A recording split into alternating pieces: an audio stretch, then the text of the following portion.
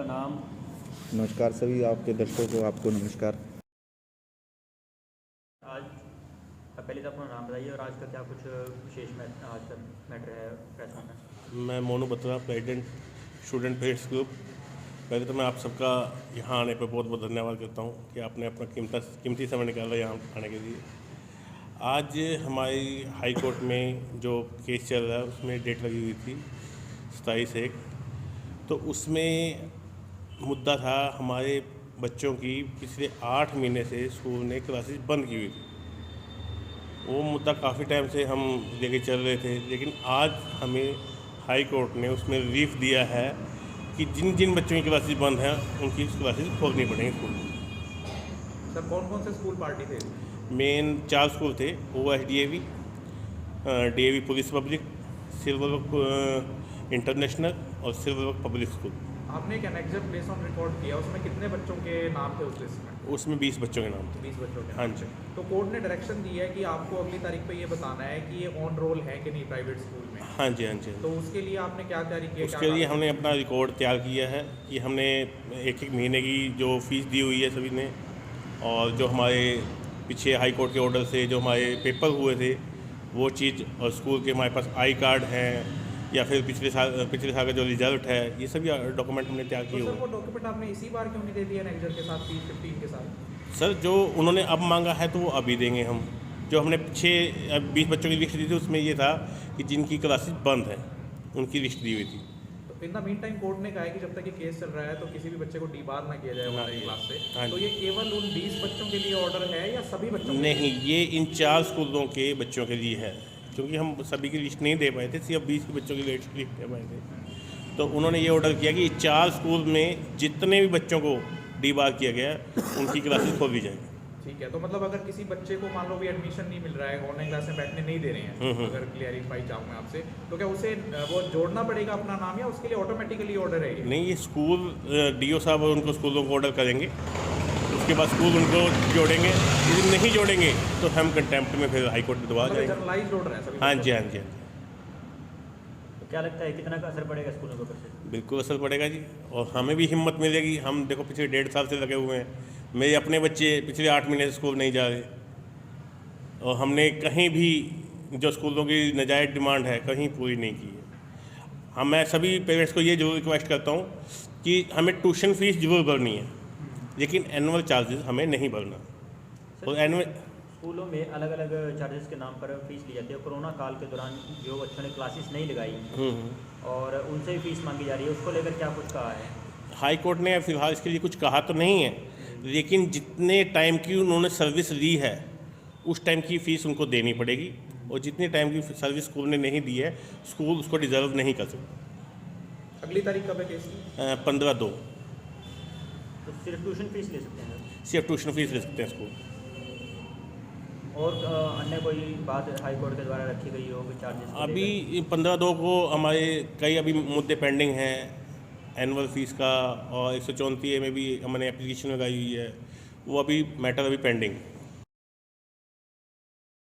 आपका नाम? नमस्कार सभी आपके दर्शकों को, आपको नमस्कार।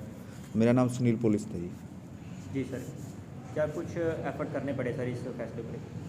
देखो सर, सबसे पहले तो है ना, ये ग्रुप एसोसिएशन वाले मेरे पास आए थे, तो उस टाइम पे यही था कि जैसे अभी हमारे प्रेसिडेंट बत्रा जी ने बताया आप लोगों को कि इसमें कम से कम 8 महीने से खुद बत्रा जी के बच्चे और उनके साथ जुड़े काफ़ी बच्चे ऐसे थे कि जो स्कूल में एनुअल चार्जेस देने की बजाय अपनी ऑनलाइन और फिजिकल क्लासेस से डीबार किए हुए थे स्कूल्स ने। इशू क्या था कि जो पेरेंट्स थे वो एनुअल चार्जेस जो गलत है, जो फॉर्म 6 के अंदर मेंशन नहीं होते, वो चार्जेस देने के लिए पेरेंट्स ने एक एक्शन ले लिया कि भी हमने ये देने नहीं है। उसका जवाब क्या आया? स्कूलों ने, जो तथाकथित स्कूल हैं, उन्होंने क्या किया, बच्चों को स्कूल में एंट्री बंद कर दी। उसके बाद पेरेंट्स ने अपना एफर्ट करने स्टार्ट करे अथॉरिटी पे, बट इनकी कोई सुनवाई नहीं हुई। उसके पश्चात फिर क्या हुआ, इन्होंने मेरे को अप्रोच किया, हमने हाई कोर्ट का दरवाज़ा खटखटाया, उसमें जो ये डिस्प्यूट चला हुआ था। तो इसमें जो डिस्प्यूट चला हुआ है, फिर हमने एप्लीकेशन लगाई। उसमें एप्लीकेशन में फर्स्ट डेट पे तो हमारा जो एक कनेक्टेड मैटर था उसके अंदर टैग कर दिया हमें।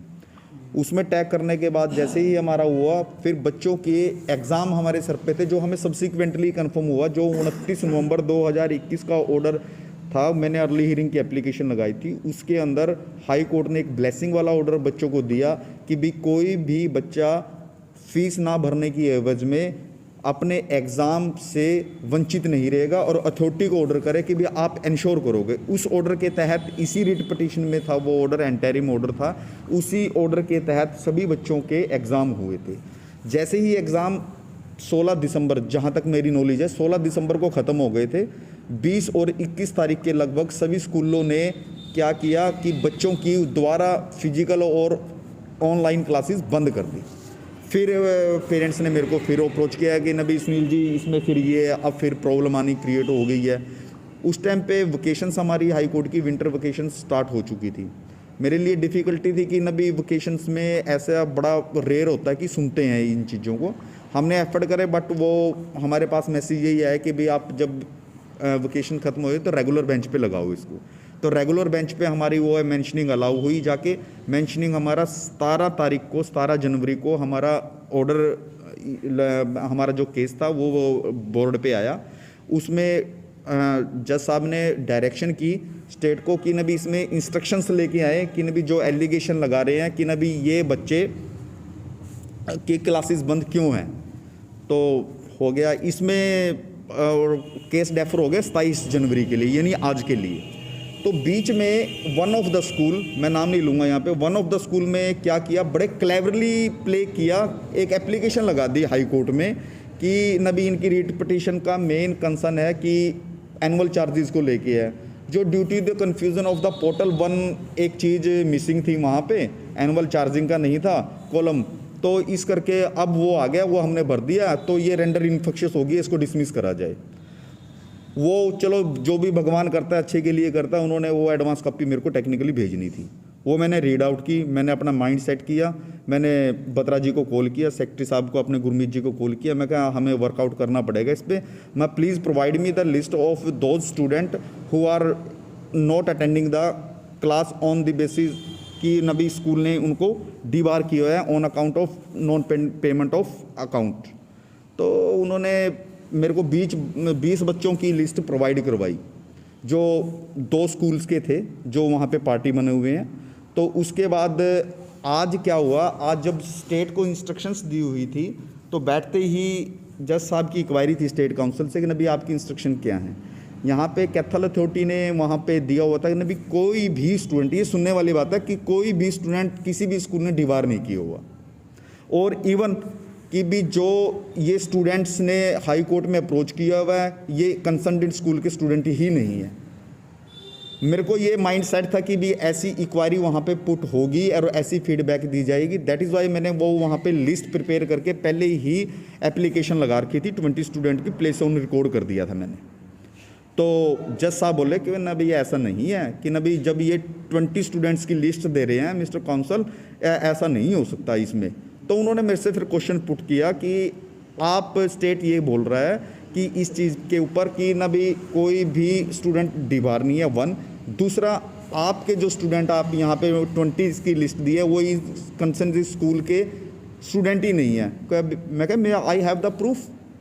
मैं क्या इसी सेक्शन में बच्चों ने 1-1 महीने की फ़ीस भरी है, जो उनकी क्लासेस लगी हैं सिर्फ 1 महीने ही, तो वो उनकी इन्होंने पेरेंट्स ने फ़ीस भर की है। हमारे पास वो प्रूफ हैं, हम प्लेस ऑन रिकॉर्ड कर देंगे। वैसे ही मिलोड ने हमें डायरेक्ट कर दिया कि भैया आप ऐसा मटेरियल प्लेस ऑन रिकॉर्ड करो टू शो कि भी ये बच्चे उन स्कूलों से बिलोंग करते हैं। और मीनवाइल फिर अब हमें डायरेक्ट कर दिया कि ना भैया आप ये प्लेस ऑन रिकॉर्ड कर दो, और हमें ये ब्लेसिंग वाली सेकंड रिलीफ दी है कि भी कोई भी हमारा स्टूडेंट, कोई भी बच्चा हमारा इस पेमेंट के चक्कर में डीबार नहीं किया जाएगा।